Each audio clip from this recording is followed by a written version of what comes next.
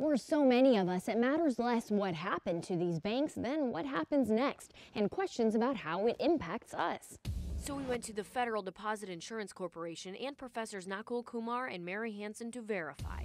First, let's talk about your money in the bank, where for most people, yes, it's perfectly safe, or at least has a sort of safety net.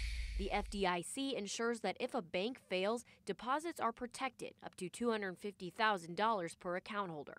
And Professor Hansen says yes, that means your retirement and other investment funds are still safe in banks too, because they aren't exposed in the same way.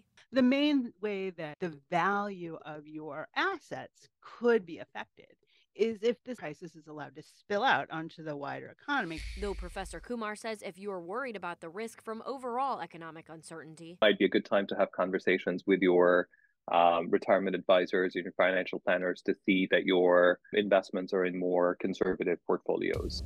and after some speculation, yes, the feds this week opted to raise interest rates once again in their ongoing efforts against inflation. So they've been signaling pretty strongly that they're going to continue raising interest rates until they see inflation gets to that 2% target.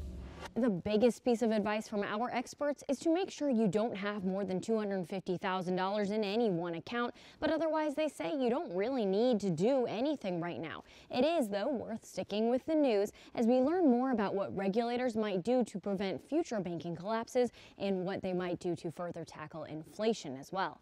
With your Verify, I'm Abby Larico.